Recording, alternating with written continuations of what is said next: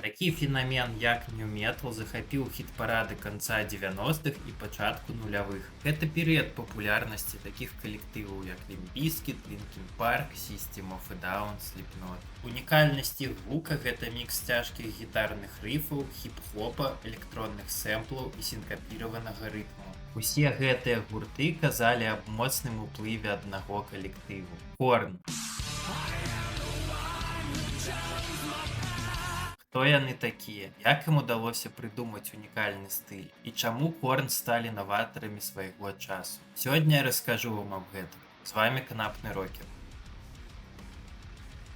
Korn — адзін з самых прадуктыўных калектываў сваёй нішы. На момант запісу роліка іх дыскаграфія налічвае 14 альбомаў. У гэтым відэа гаворка будзе пра першыя 3, бо менавіта ў іх Korn сфарміравалі свой характэрны саунд. Першую характэрную асаблівасць Korn стварылі іх гітарысты Джеймс Шафер, ён жа Манкі, і Брайан Уэлч, ён жа Хэд. Яны пачалі граць на гітарах у часы, калі былі папулярны такія віртуозы, як Інгві Мальмсцін і Стыў Вай, якія гралі хуткія тэхнічныя партыі і часам нагадвалі спартсменаў, а не музыкаў.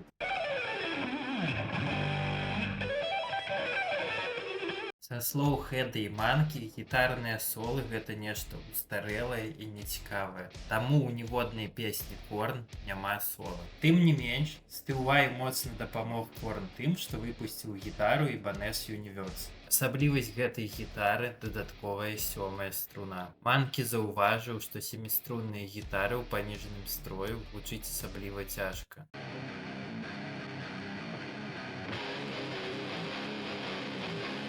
Сёмая струна стала важнай часткай песень Korn. Наступнай фірменнай рысай Korn стала яе рытм-секцыя. Ударнік Дэвід Сільверыя меў незвычайнае для металу адчуванне рытм, а менавіта акцэнт на слабую долю.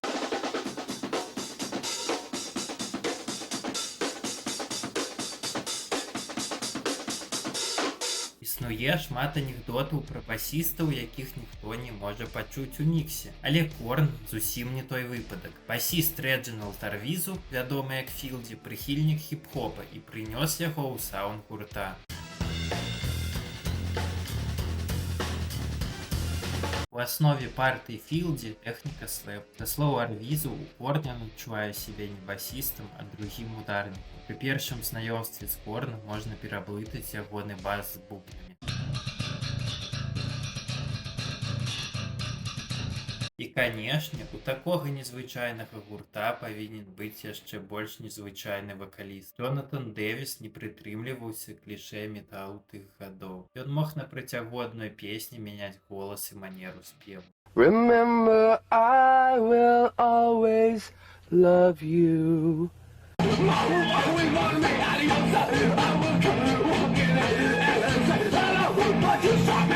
Акрамя року, на Джонатана паўплывалі такія жанры, як рэгі і шатландская народная музыка. У сваёй лірыцы ён не баяўся кранаць балючыя і асабістыя тэмы.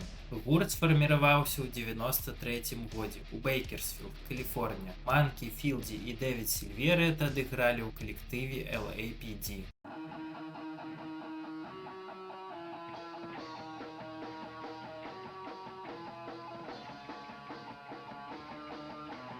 Але вакаліст пакінуў гурт, і на яго месца быў пакліканы Джонатан Дэвіс, а таксама Хэд, як другі гітарыст. Перад тым, як пагадзіцца, Дэвіс сур'ёзна разглядаў гэту прапанову і нават хадзіў да медыума з гэтым пытаннем. Назва Korn узнікла ад слова corn — кукуруза, дзе замест літары C — K. Джонатан Дэвіс намаляваў другі лагатып гурта, у якім разгарнуў літару R. Запіс дэбютнага альбому Korn адбываўся ў 94-м годзе пад кіраўніцтвам прадзюсера Роса Робінсона. Як правіла, у студыйных рэлізах кожны інструмент запісваецца асобна, але Korn вырашылі граць усе разам. Гэта дадало запісу жывасці і сырасці. Асновай песень сталі нізкія грувовыя гітарныя рыфы.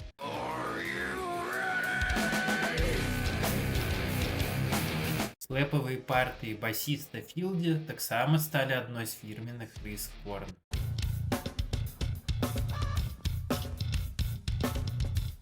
Ва ўступленні песні Shoots and Ladders Джонатан Дэвіс грае на валынкі. Для запісу ён павольна ішоў з вуліцы да мікрафону, каб зрабіць эфект нарастання губ.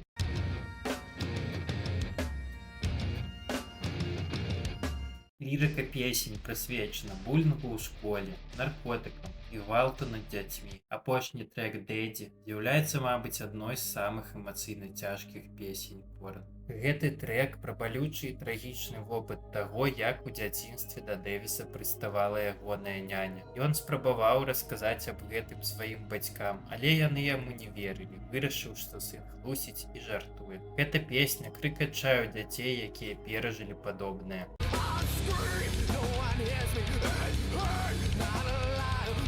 Падчас запісу вакала ў студыі Дэвіс заплакаў. Гэта ўвайшло ў альбом.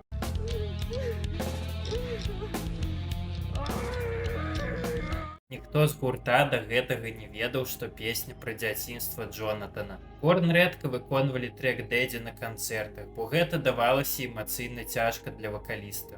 Альбом пад назвай «Корн» выйшаў у кастрычніку 94-го. Нягледзячы на тое, што тут ёсць уплыў такіх калектываў, як Пантэра, Faith No More, Rage Against the Machine і Mr. Bungle, гэта рэдкі прыклад, калі ўжо на дэбютніку адчуваецца самабытны стыль гурта. У нашы дні гэты альбом называюць адным з самых уплывовых у метале. Некаторыя крытыкі лічаць, што на гэтым альбоме Корн стварылі жанр нью-метал. Нягледзячы на гэта, Джонатан Дэвіс не любіць, калі гурт называюць бацькамі нью-метала. Для яго Корн заўсёды быў проста рок-гуртом. Пасля выпуску альбома Корн адправіліся ў доўгі тур, падчас якога выступалі з Озі Осборном і Мегадэф. Вярнуўшыся з гастроляў, яны былі паўны ідэй і энергіі, таму вырашылі як мага хутчэй запісаць свой наступны альбом. Агулам праца заняла менш 2 месяцаў, прадюсерам зноў стаў Рос Робінсон. Калі на альбоме Корн некаторыя ідэі выношваліся гадамі, то на гэтым рэлізе шмат матэрыялу стваралася адразу ў студыі падчас джэмаў. Гурт добра сыграўся за 2 гады гастроляў і музыкам стала значна прасцей ствараць новы матэрыял. Альбом Life is Peachy працягвае канцэпцыю дэбютніку. У адкрываючым трэкі «Твіст» Джонатан Дэвіс карыстаецца вакальнай тэхнікай скат. У дальнейшым вакаліст будзе шмат разоў вяртацца да яе.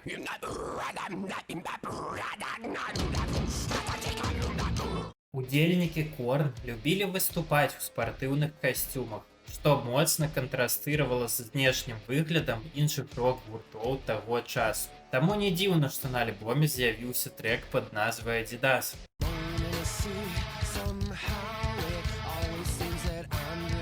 На гэтым альбоме павялічыўся ўплыў хіп-хопу. Так Корн зрабілі кавер на трэк рэпера Ice Cube «Wicked». У яго запісу прыняў удзел вакаліст Deftones Чіна Морена.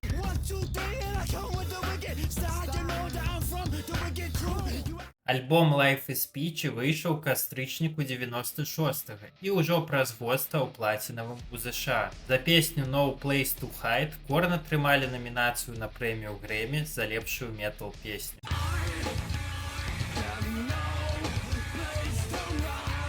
Музычная індустрыя адчула вялікі камерцыйны патэнцыял у Корн. Гук на трэцім альбоме стаў больш адпаліраваным і радыёфарматным. У песнях актыўна выкарыстоўваюцца электронныя сэмплы і новыя для гітарыстаў эфекты.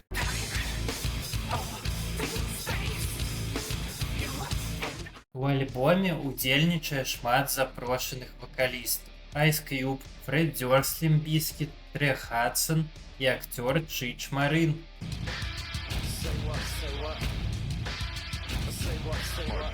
Сінгл «Trick on a Leash» стаў адным з галоўных хітоў Корн. У брыджы песні Джонатан Дэвіс карыстаецца вакальнай тэхнікай скат і бітбоксам. Анімацыяй кліпу займаўся мастак Тод Макфарлейн, аўтар коміксаў пра такіх персанажаў, як Веном і Спаун. Таксама Макфарлейн зрабіў вокладку для альбому. Наступны сінгл «God the Life» замацаваў поспех Корн.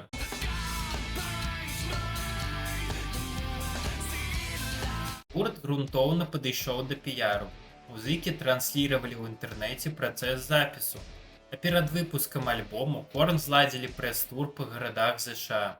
Альбом Follow the Leader выйшаў у жніўні 98 і стаў галоўным камерцыйным поспехам Корн. У ЗША было продадзена больш 5 мільёнаў копій, а кліп на песню Freak on a Leash атрымаў прэмію Грэмі. Пасля гэтага музычныя лейблы пачалі актыўна шукаць гурты, якія граюць блізкую да Корн музыку. Пачалася эпоха нью-металу, які быў на вяршынях хіт-парадаў на працягу некалькіх гадоў. Корн жа выпусцілі на дадзены момант 14 альбомаў.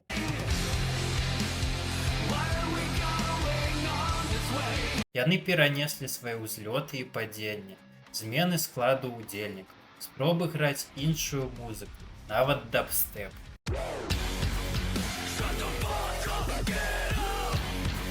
Але аснова іх унікальнага стылю была закладзена ў першых 3 альбомах.